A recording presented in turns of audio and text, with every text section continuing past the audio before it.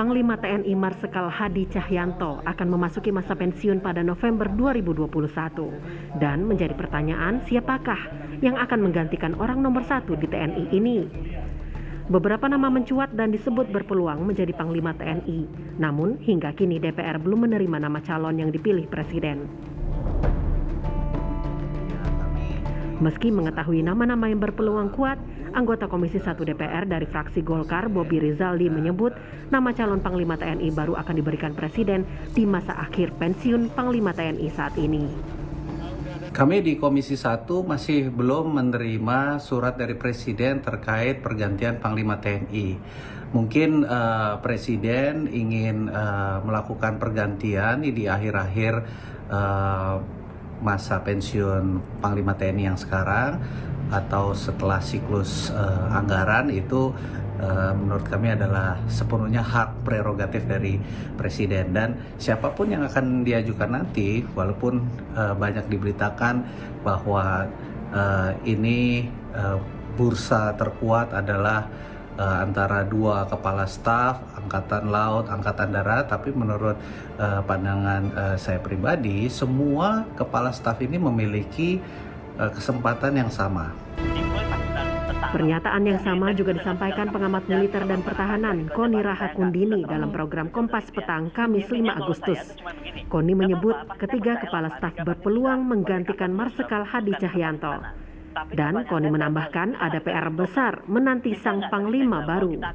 Apapun itu, siapapun itu, kita harus percaya bahwa kepala staf itu adalah orang-orang terpilih.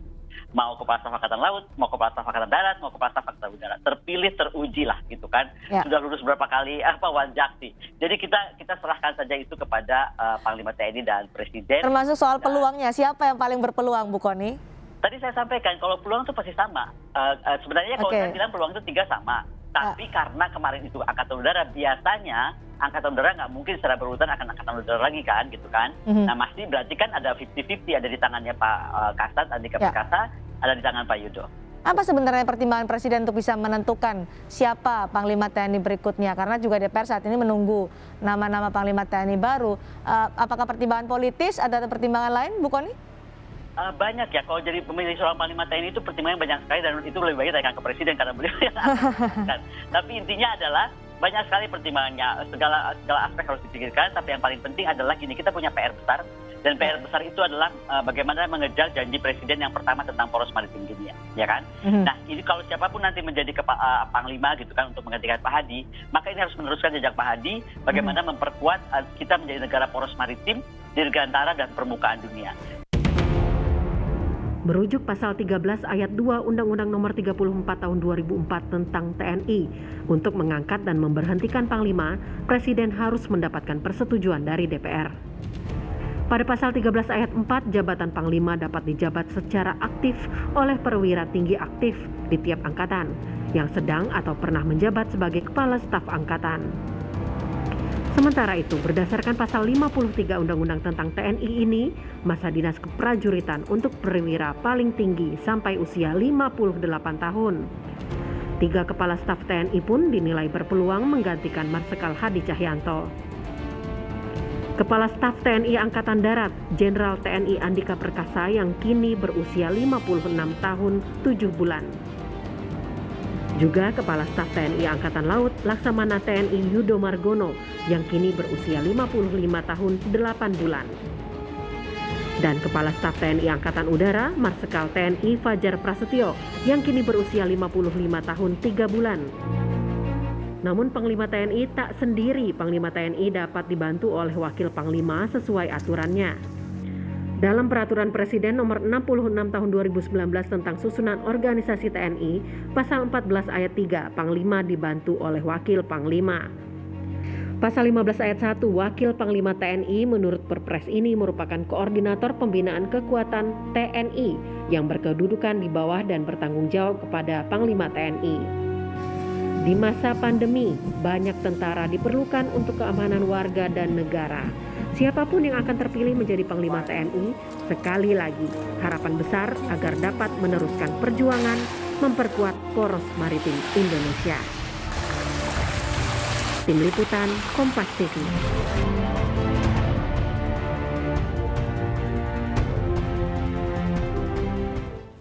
Ya, Saudara, Presiden Joko Widodo belum menyerahkan nama calon Panglima TNI ke DPR.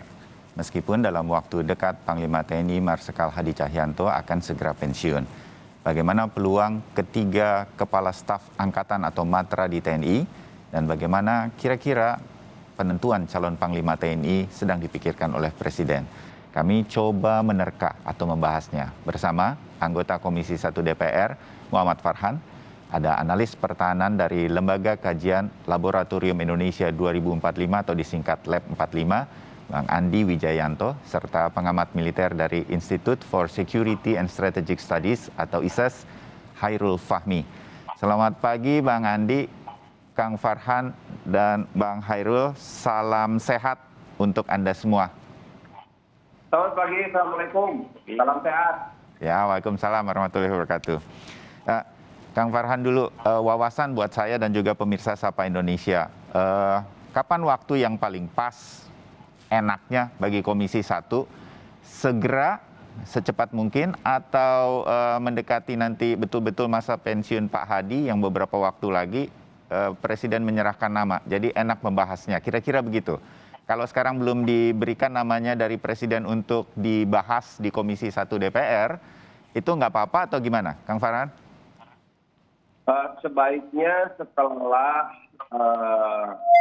nota keuangan selesai dibahas ya, kan tanggal 16 Agustus ini Presiden akan menyampaikan nota keuangan, kemudian kita punya waktu sebulan untuk membahasnya sama dengan komisi bersama Badan Anggaran sampai akhirnya pada bulan September kita menyatakan persetujuan nota keuangan. Nah, setelah itu saya kira agenda terpenting Presiden DPR adalah mengangkat Panglima TNI. Gitu. Kenapa begitu? Karena kalau dilihat dari ancar-ancar nota keuangan kita tahun 2021-2022 ini, apakah memang kita membutuhkan sebuah anggaran pendapatan negara yang mengarah kepada pemulihan ekonomi nasional yang harus disertai dengan penanganan masalah pandemik yang sangat krusial. Kenapa? Karena pada saat bersamaan sekarang ada kesusahan besar di bangsa ini akibat dari pandemik yang berkepanjangan. Jadi memang kita membutuhkan seorang panglima yang bisa menimbulkan kembali kepercayaan diri masyarakat agar tenang dan dalam tanda kutip menjadi patuh menghadapi pandemik ini gitu. Itu menurut saya sih timing yang kerennya kira-kira kayak gitu deh. Kira-kira begitu ya. Terbayang bagi kita semua sebetulnya yang pas tuh kapan Kang Farhan sudah menyampaikan nih Agustus ini pertengahan setelah Presiden sampaikan pidato di tanggal 16 Agustus. Tidak mewakili Komisi 1 lah begitu ya, tapi di situasi sekarang yang kebetulan namanya sudah digadang-gadang begitu, menurut Kang Farhan akan lebih baik ada dua nama, satu nama, karena bisa saja Presiden hanya menyerahkan satu nama gitu, Kang Farhan. Presiden hanya boleh menyertakan satu nama. Oke. Jadi tinggal satu nama ini yang kemudian nanti disetujui atau tidak oleh DPR begitu ya? Iya, Presiden mengusulkan satu orang calon panglima untuk mendapat persetujuan Dewan Perwakilan Rakyat. Artinya ini undang-undang tidak ada pengecualian? Oke. Tidak ada pengecualian. Jadi Presiden nggak boleh tiba-tiba datang, saya punya dua calon, silakan DPR tidak atau boleh. Oke. Nah ini juga jadi wawasan. Karena prinsipnya gini, panglima itu ditunjuk oleh panglima tertinggi. Ya, jadi nggak boleh panglima menyerahkan sebagian kewenangannya kepada DPR. Ya, oke. Jadi betul-betul itu sudah matang pilihan Panglima tertinggi untuk ada Panglima TNI. Ya, ini yang kita tunggu. Oke. Ya. Bang Andi Wijayanto sekarang. Senang saya karena ada Bang Andi, karena selain memang Anda analis politik keamanan, saya harus kasih tahu pemirsa juga, Anda ini juga dekat dengan KSP kan, jadi ada suara-suara istananya pagi hari ini. Sampai sekarang sebetulnya Bang Andi, Presiden tuh udah memang sebetulnya punya pilihan atau memang betul-betul sedang menimbang sih? kalau kita kan sebagai warga masyarakat masih berpikir nih, kayaknya Presiden ke arah dua nih. Kalau nggak Pak Yudo yang sekarang memimpin Angkatan Laut, ya Pak Andika Perkasa yang sekarang memimpin Angkatan Darat. Benar nggak kira-kira itu pertimbangannya atau ada pertimbangan lain, Bang Andi? Ya secara normatif pasti lebih menguat ke arah Pak Yudo karena pertimbangan rotasi dan selama masa kepemimpinan Pak Jokowi belum pernah Angkatan Laut menjadi panglima, sementara doktrin utamanya kan poros maritim dunia. Oke, ya. Jadi pasti ada hal-hal lain yang juga menjadi pertimbangan Pak Jokowi. Misalnya kalau dilihat dari kebutuhan untuk mengawal operasi-operasi militer utama yang sekarang sedang dilakukan oleh kami, apakah itu berkaitan dengan teror, stabilitas di Papua, atau tentang pandemi Delta ini, maka Presiden bisa memiliki pertimbangan. Oke. Kalau dari sisi timing yang diharapkan Komisi 1 tadi, kira-kira suara dari Kang Farhan begitu, ini Presiden sudah punya nama sekarang ya, tinggal diajukan saja nih pertengahan Agustus ini. Keyakinan Bang Andi akan seperti itu? Mungkin juga Bang Andi secara pribadi diajak berdiskusi begitu oleh Presiden. Sebetulnya nama sudah siap nih ya, tinggal diberikan saja. Kira-kira begitu nggak Bang Andi? Ya, karena pemilihan Panglima TNI kan sebetulnya tidak ribet ya. Menjadi satu dari 3 kepala staf angkatan.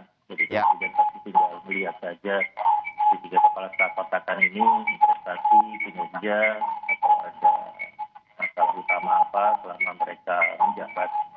Tapi selain mempertimbangkan misalnya masa sidang DPR yang dalam 6-7 bulan ke depan ini ada 2 masa sidang, Agustus pasti sangat padat.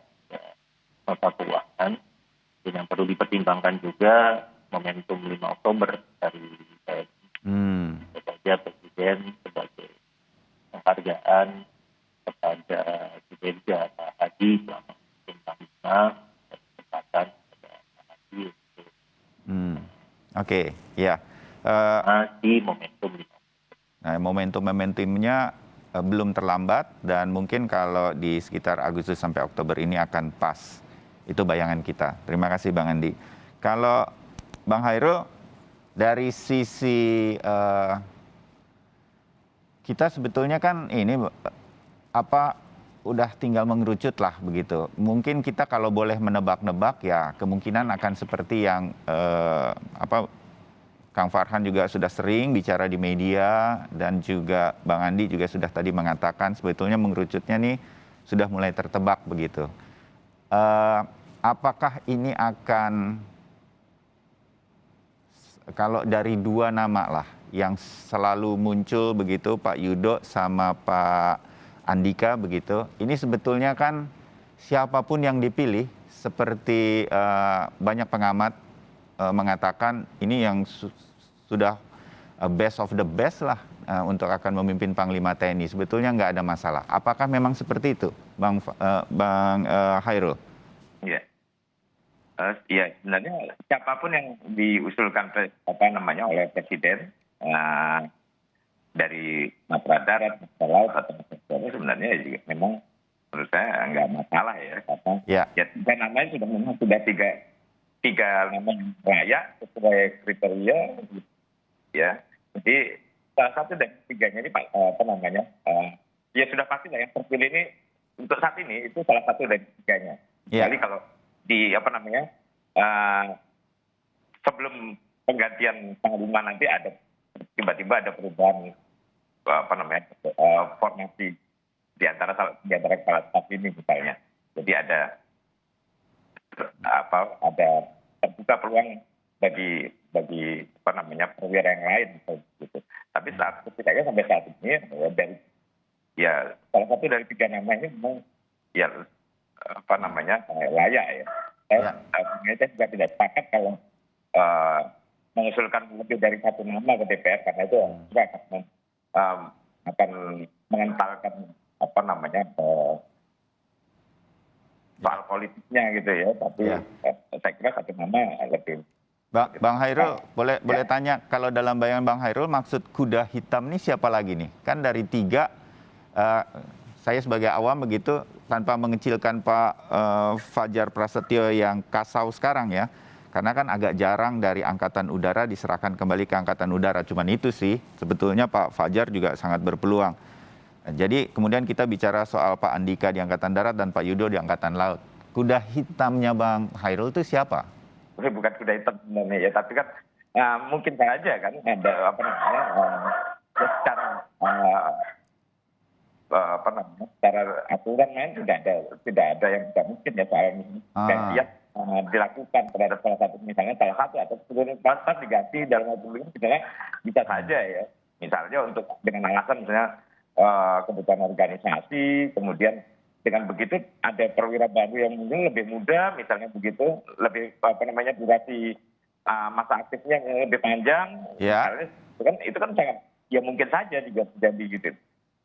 Menarik nih Bang Hairul, menarik kalau kemudian ada kemungkinan muncul nama-nama lain di luar nama-nama yang sekarang disebut atau 3 kepala staf yang sekarang begitu ya. Ada kemungkinan skema seperti apa kalau bisa saja ada nama baru yang lebih dari sisi waktu, mengakomodasi waktu.